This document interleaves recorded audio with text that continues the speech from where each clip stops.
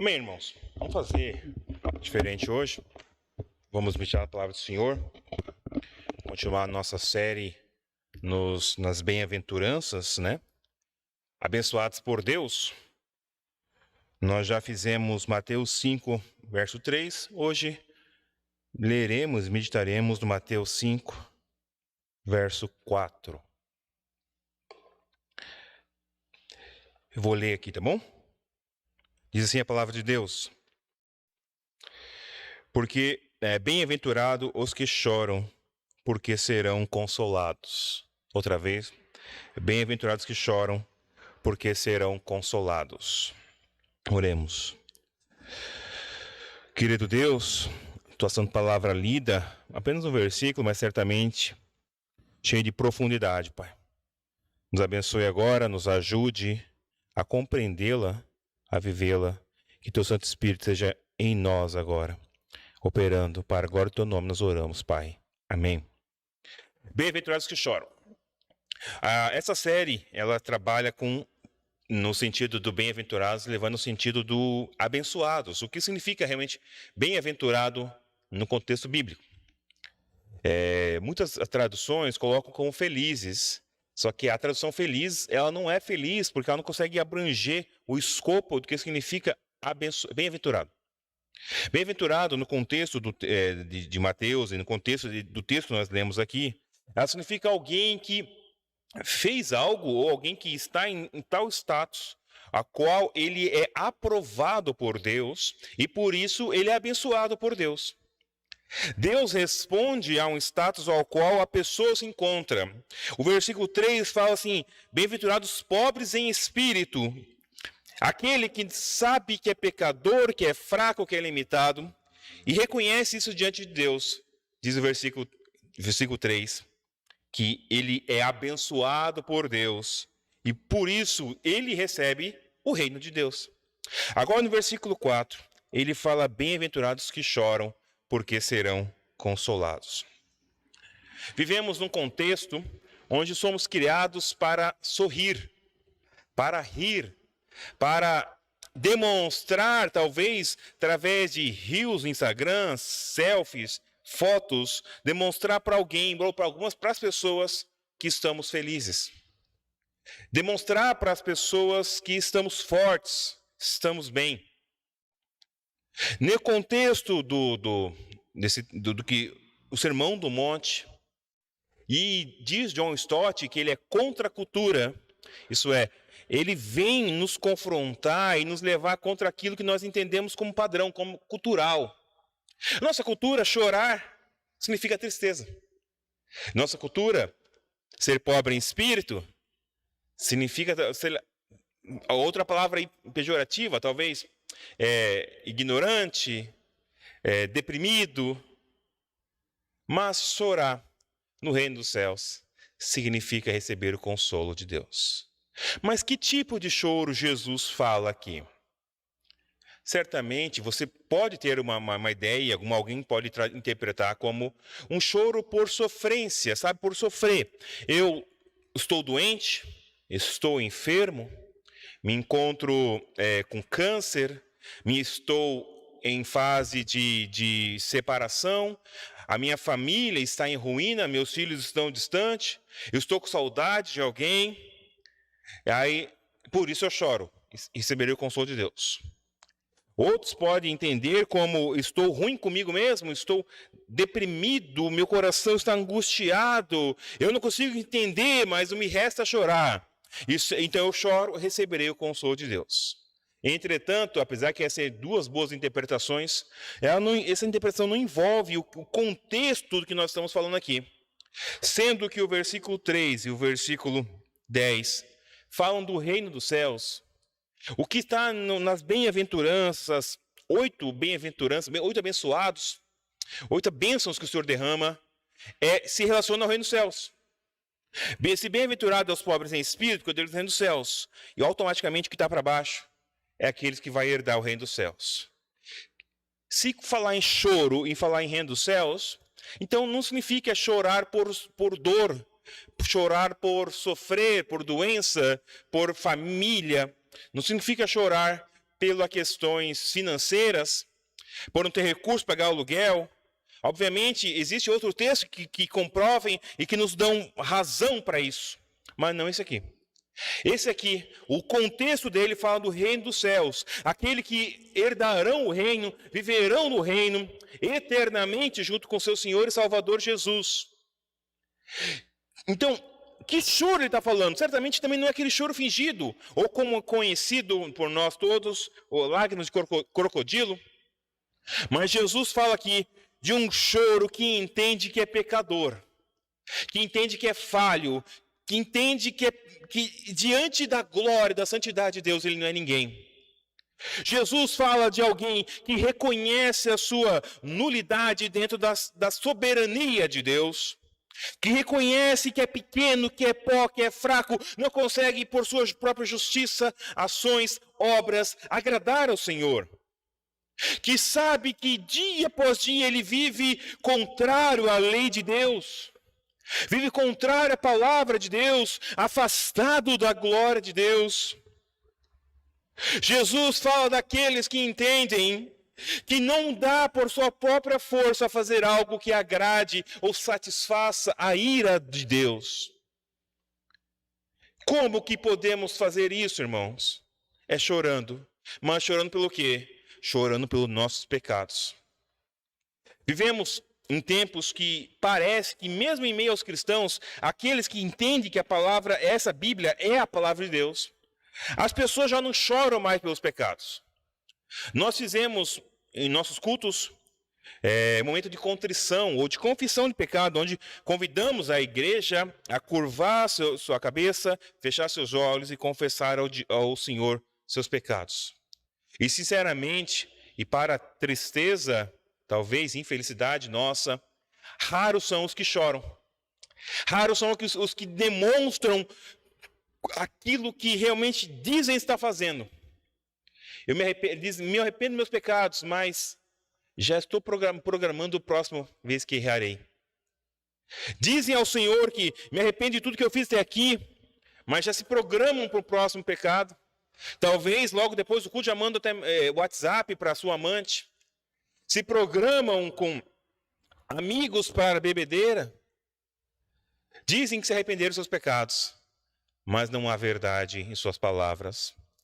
E Jesus fala então que choram, não quer dizer que você deve chorar, mas o choro é a expressão do que você sente por dentro, arrependimento.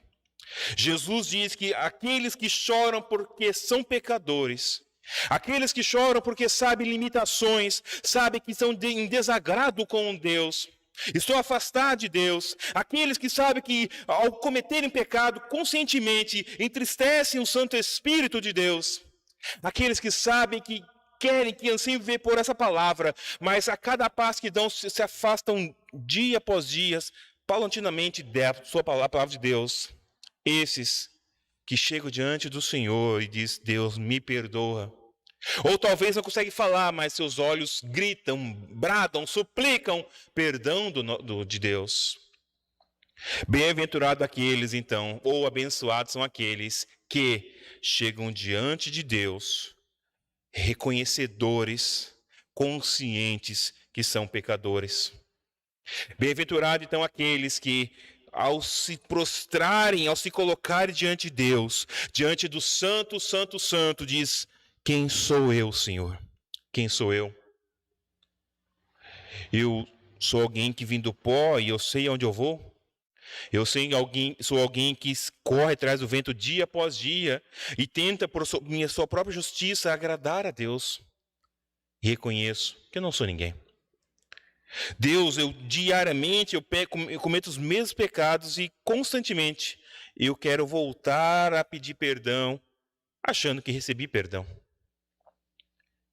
Aqueles que choram, irmãos, porque são pecadores, ou choram porque reconhecem que estão distante da glória, do reino de Deus, choram porque sabem que entristeceram o Santo Espírito, diz o Senhor Jesus, serão consolados. Aqueles que chegam reconhecidos ou reconhecedores diante de Jesus, recebem o consolo do Pai, recebem o consolo do Santo Espírito, recebem o consolo do Deus Filho. O nosso Senhor, nosso Mestre diz, quem chora é consolado. Enquanto Jesus estava na terra, ele era esse consolador a todos aqueles que chegaram diante dele, aqueles que estavam enfermos chegaram diante de Deus, aqueles que estavam com pecado chegaram diante do Senhor Jesus. Todos eles, diz a palavra de Deus, que não apenas foram curados, mas foram salvos. Aqueles, tal como aquela mulher que pegou seu vaso, quebrou aos pés de Jesus, secou com seu cabelo, reconhecido de que era pecador, mas ao chorar, ao suplicar perdão do Senhor, recebeu consolo. Aqueles, irmãos, e a Bíblia é enfática em dizer isso, coração quebrantado e contrito, Deus não despreza. O Salmo 145 nos diz, perto está o Senhor daqueles que o invocam em verdade. Toda vez que nós chegamos diante do Senhor, sinceramente, consciente, e confessamos a Ele nossos pecados, recebemos o consolo do Pai, que vem em forma de perdão dos pecados. Toda vez que nós chegamos diante do nosso Deus e Salvador, através de Jesus Cristo, temos a certeza de perdão, consolo, refrigério, ânimo. Então, qual é o choro que Jesus está falando aqui? É o choro consciente, que o coração está me enganando, que o coração me engana constantemente, quer toda hora me conduzir para longe de Deus. É aquele choro que sabe que não há outro lugar que possamos receber palavras de vida eterna, mas nós constantemente queremos viver lá longe desse Senhor. Chega diante dele, pede perdão pelos seus pecados, confessa a ele titim por titim do que fez e recebe o consolo do Pai, a certeza do perdão recebido. Irmãos, como tem sido nossa vida, como tem sido nossa dinâmica de oração, como tem sido o nosso modo que nós chegamos diante do Senhor, como nós chegamos em oração, como nós temos vivido por aí. Faz quanto tempo que nossos olhos não sentem o prazer de descer uma lágrima arrependida dos pecados? Faz quanto tempo que nós vivemos pela força dos nossos braços, achando que estamos agradando a Deus, e não nos arrependemos disso? Faz quanto tempo que nós podemos fazer mais para Deus e damos desculpa para não fazer? Faz quanto tempo que nós poderíamos ser mais participativo na divulgação do reino, mas não fazemos? Consciente, não fazemos. Faz quanto tempo que nós damos desculpa para não seguir ao Senhor de todo o coração, de toda a alma? Irmãos, Deus procura, olha para baixo. Interessante que muitas vezes nós temos a ideia que Deus procura adoração. Deus não procura adoração. Deus procura adoradores que o adorem em espírito e em verdades. Deus, o reino dos céus, ele é movido por pessoas. E o foco dele é almas. E almas que entendem que são pecadoras. A mensagem do Evangelho nos diz: arrependei-vos, arrependei-vos, confessai o vosso pecado. Faz quanto tempo, irmão, que você não passou por isso? Interessante que a fase da nossa vida que alguns pecados começam a perder o significado de pecado. Quando você conta uma mentira várias vezes, ela torna-se verdade para você. Ou quando você sai para dar umas escapadas, deixa sua esposa e família em casa. Aquele primeiro momento talvez venha um remorso, mas lembra-se do prazer que trouxe aquilo. E na rotina desse ato de pecaminoso, você vai perdendo a sensibilidade. Talvez nós não choramos mais no nosso pecado, porque nós perdemos a noção do que é pecado. Talvez não saia mais lágrima dos nossos olhos, o nosso coração não se derrete mais diante do Senhor, porque já não sabemos mais o que é pecado e o que não é pecado. Aprendemos na escola dominical que pecado é errar o alvo, mas isso não faz muito sentido no dia a dia. Nós não pedimos perdão porque muitas vezes eu não entendo que pecou. Eu não fiz nada demais. É um pecadinho. É uma coisinha só pequenininha.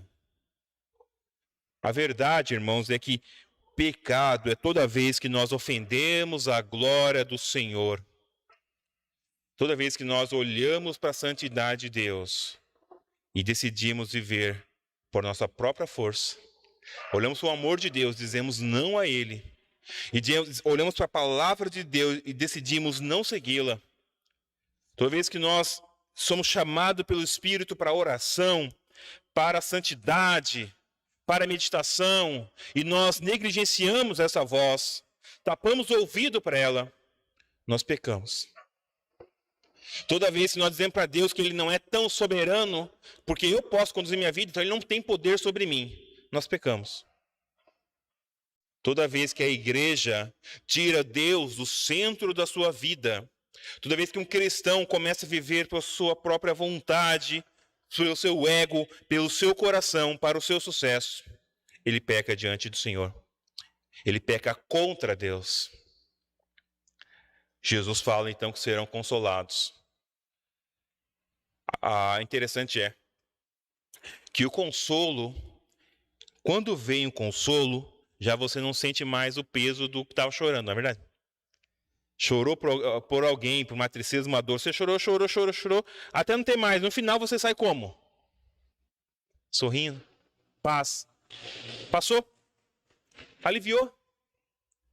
Jesus nos chama então aqui a vivermos essa vida de constante arrependimento dos pecados, confessando, deixando a Ele, pedindo força para Ele, e nos levantarmos consolados e vivendo para a glória dEle, seguindo um novo caminho, um novo trajeto, que quando chegar a nova bifurcação entre pecar e agradar a Deus, santidade e pecado, nós escolhamos o caminho de santidade, o caminho de luz, o caminho de ser sal da terra, o caminho de ser diferença no mundo, o caminho de agradar a Deus.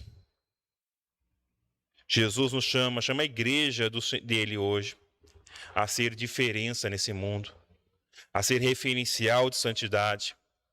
Como você pode fazer isso, irmão? Como você pode ser alguém que é consolado pelo Senhor? A resposta é simples. Chegar aos pés de Deus, através de Jesus Cristo, e confessar o pecado. Veja que o Senhor Jesus foi aquele que chorou na cruz. Chorou, na verdade, antes, né? Chorou no Getsemane já.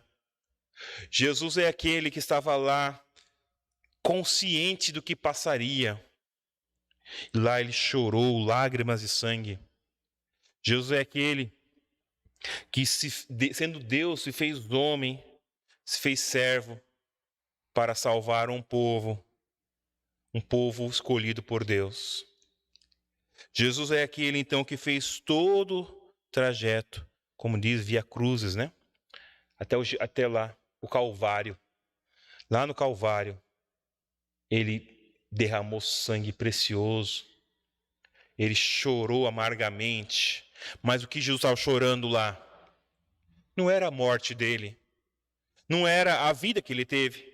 Jesus não chora lá porque estava realmente abatido pela situação que estava passando, não.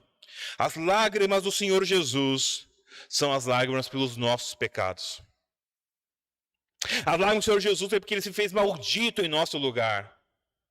As lágrimas do Senhor Jesus é porque Ele estava pagando o preço do meu pecado, o preço da minha paz com Deus, o preço da minha justificação, da minha salvação, da nossa salvação e justificação. Ao chorar lá, ao derramar sua vida lá, Jesus pagou o preço dos nossos pecados. E hoje Ele nos convida, eu e você, como igreja, a chegar diante dEle e dizer: Pai, me perdoa. Eu sei que eu não mereço. Eu sei que eu estou já pensando no próximo pecado. Eu sei que eu estou reprogramando já a próxima visita a algumas pessoas que eu devia me afastar. Eu sei que eu estou me programando como vou manter aquela mentira que eu cometi. Como que eu faço isso, Pai? Não sei. Eu estou fazendo isso. Eu não mereço o perdão. Mas ao olhar para Jesus, eu sei que o Senhor lá me perdoou. Perdoe-me, Pai, por Cristo Jesus. Perdoe-me pelo teu Deus Filho que fez a obra em meu lugar. Quem faz isso, quem chega sinceramente diante do Senhor, levanta-se consolado. Nos seus lábios agora há e deve haver um cântico de louvor ao nosso Deus e Salvador, Jesus Cristo. Agora, isso não pode ser feito de qualquer maneira. Não adianta apenas jogar palavras ao vento. Não adianta apenas balbuciar orações decoradas. Não adianta também esperar que alguém na igreja ore e você diga amém no final. Isso aí é minha parte, é sua parte, é parte da igreja, dos discípulos do Senhor Jesus. Todo dia chorar diante do Senhor. Chorar primeiro porque é pecador. Primeiro porque está afastado da glória de Deus. E segundo, chorar de alegria pelo perdão recebido, pelo consolo dado, pela paz que encontramos com Deus agora, através de Cristo Jesus. Meus irmãos, que nós viemos a mudar nossas orações. Viemos passar dessa oração seca, vazia, para uma oração embebida de lágrimas sinceras. Convido a Igreja de Cristo a retomar o seu rumo, a rever seus conceitos, valores e voltar-se para Deus, voltar-se para o reino, ao Rei dos reinos, céus, através de Cristo Jesus, e levantar-se como filho amado, perdoado, para louvá-lo em sua vida, através da sua vida, em nome do Pai, do Filho e do Espírito Santo. Amém? Vamos orar mais uma vez? Obrigado por tua santa palavra, Senhor. Obrigado por tudo que o Senhor fez. Continue conosco, continue nos abençoando, continue nos conduzindo. Faça-nos viver a tua santa palavra. Traga em nós um coração adorador, Pai. Arranca o coração de pedra, arranca tudo que impede de viver para ti, para agora o teu nome, Pai. Faça-nos ser mais sinceros em oração, ser mais verdadeiro ao orarmos, ao confessarmos os pecados. Que teu Santo Espírito venha sobre nós, nos convencendo de que dependemos do Senhor. Eu oro assim, Pai, em nome de Jesus. Amém. Deus abençoe a todos.